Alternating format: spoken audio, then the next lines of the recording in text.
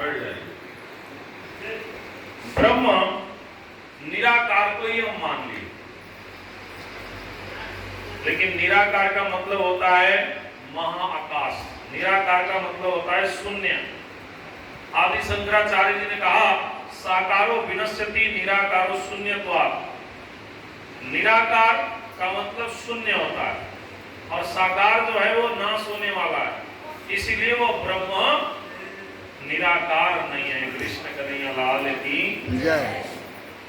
Zero का मान एक अंक कोई लगाने से होता है, लेकिन जैसे मान लीजिए आपने जीरो लिखा, उसके आगे पीछे कोई अंक नहीं है तो उसका वैल्यू कितना होगा? लेकिन जीरो के आगे जैसे एक लिखेंगे तो उसका वैल्यू कितना बढ़ेगा? 10 गुना बढ़ेगा, 10 हो जाएगा। अब एक और जीरो लगाइए, 100 होगा, 10 गुना से बढ़ेगा। एक और जीरो लगाइए, 1000 हो जाएगा। एक और जीरो लगाएंगे 10,000 हो जाएगा। लेकिन अब 4 जीरो, कितना जीरो लगा दिए? 4। एक से 10, दूसरे से 100, तीसरे से 1000, चौथे से 10,000। तो 4 जीरो है, एक अंक को हटा दीजिए, मान कितना होगा उसका? जीरो। एक अंक जो है हटा देंगे तो 4 जीरो तो है, लेकिन उसका वैल्यू कितना? जीरो, कोई शून्य। ये बात आदि शंकराचार्य जी ने हमें बताया। तो बहुत सारे लोग कहते हैं परमात्मा निराकार है, परमात्मा का कोई आकार ही नहीं है। तो जब जिसका आकार ही नहीं है तो ये आकार वाले कहां से आ गए हम लोग? ये खाली जगह से कुछ निकलने वाला है? आप सोचिए, अगर ओरिजिनल अंगूर का झोपा नहीं होता तो डुप्लीकेट चाबेरिन अंगूर वाला बनता? नहीं बनता। ओरिजिनल अगर एप्पल नहीं होता, बनाना केरा नहीं होता, तो प्लास्टिक वाला बनता? किसी ने उसको देख करके ही बनाया होगा। तो जब तक असल नहीं होगा तो ये नकल कहां से बनता है? तो कृष्ण कन्हैया लाल की जय हो। यानी वह परमात्मा निराकार और साकार से परे, वह परमात्मा शुद्ध साकार है। वह परमात्मा का धाम यह 14 लोक ब्रह्मांड स्वर्ग वैकुंठ से निराकार से भी परे है, जिसे अक्षरातीत धाम कहा जाता है। इसे दिव्य ब्रह्मपुर धाम करके वेदों ने कहा, जिसको हम परम धाम कहते हैं। बोलिए अखंड परम धाम की जय हो, प्यारे के जय हो। अखंड परम धाम में जाना है, वो कहाँ है? तो एक चौपाई याद कर लीजिए आप। हद पार बेहद है, बेहद पार अक्षर, अक्षर पार वतन है, जागिए इन घर।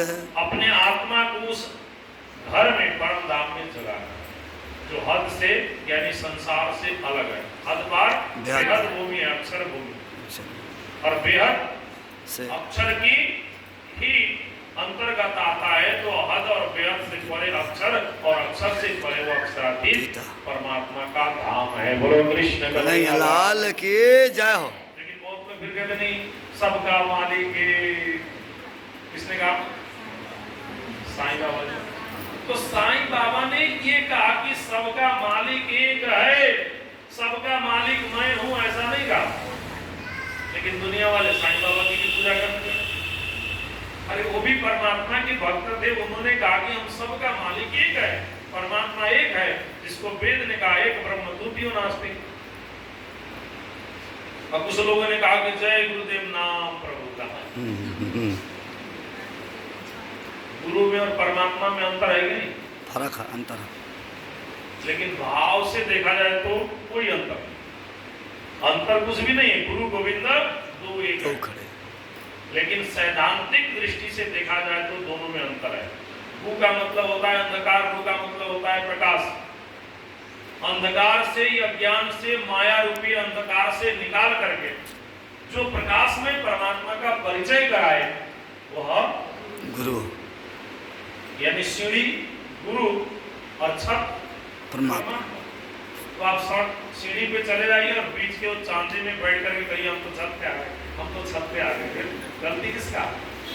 आपका। बोलो कृष्ण कन्हैया लाल की। अब देखिए मैं सबके बारे में बोल देता हूँ, इसलिए कोई दुख नहीं मानिएगा। अगर कोई बैठे हुए हैं दुख दे तो फिर क्षमा करिएगा। ठीक, बोलो कृष्ण कन्हैया लाल की जय। जैसे हमारे अग्रवाल परिवार से भी हम 2 जने हैं, हमारे बाल संजय जी भी हैं, खाटू श्याम की भक्ति भी करते हैं, तन मन से करते हैं, धन से भी करते हैं, पूर्ण रूपेण श्रद्धा भाव से करते हैं। और उनकी लक्ष्य क्या है? खाटू श्याम को पाना। लेकिन खाटू श्याम जी कौन है ये भी तो जानिए। क्या खाटू श्याम वो पूर्ण ब्रह्म परमात्मा है?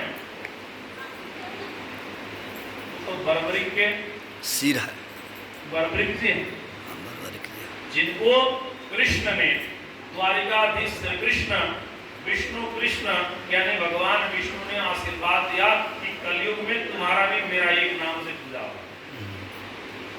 बोलो कृष्ण कन्हैया लाल की। क्योंकि बर्बरिक बहुत पावरफुल था, यदि वो चाहता तो 1 मिनट में यूं महाभारत की लड़ाई समाप्त हो जाती, लेकिन कृष्ण ने उन्हें रोक दिया। ऐसा उपाय लगाया कि सिर ही मांग लिया, और उनकी भी पूजा कलयुग में होगी। तो अलग अलग मत में, अलग अलग पंथ में, अलग अलग भाव से, अलग अलग रूप से हम सब परमात्मा को मान रहे हैं। लेकिन हमें समझना यही है कि आत्मा चेतन शक्ति अखंड है, परमात्मा का धाम भी अखंड है। तो जब तक ये अखंड अखंड में नहीं मिलेगा, असली असली में नहीं मिलेगा, तब तक तो भटकेगा ना, भटकेगा। तो भटकना बढ़िया है कि मिलना बढ़िया, समझना बढ़िया, समझना बढ़िया है। भटकना बढ़िया है कि परम धाम की यात्रा तय करना बढ़िया? तो भटकने से बढ़िया है समझना जरूरी है कि वह ब्रह्म कौन है, ये माया क्या है, और ये कौन करेगा? ज्ञान तारतम। इसका खुलासा कौन करेगा, कौन बताएगा? सतगुरु। तो संध्या कालीन में हम लोग सतगुरु की स्तुति गाते हैं। हाँ। जय जय सतगुरु भारती, आपकी प्रिया निर्मल दृष्टि कियो जिंदगी, तारतम ज्ञान हाथ कर दीनो, क्षीर नीर को निर्णय कीनो।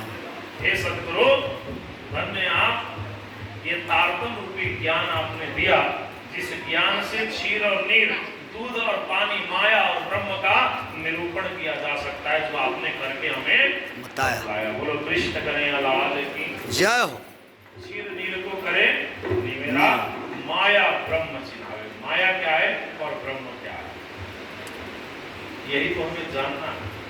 और यही सतगुरु महाराज का खोज है, यही खोज रहे हैं जो आपने पाया। बोलो कृष्ण कन्हैया लाल की जय हो। और आप यह बात गांधी भाई को बताने लगे, गांधी भाई को उन्होंने में विश्वास होने लगा। तो गांधी भाई देवचंद्र जी महाराज से कहते हैं कि हे देवचंद्र जी महाराज, आप हमारे घर में बैठ करके और यह चर्चा कथा आप हमें सुनाइए। बोलो कृष्ण कन्हैया लाल की जय हो।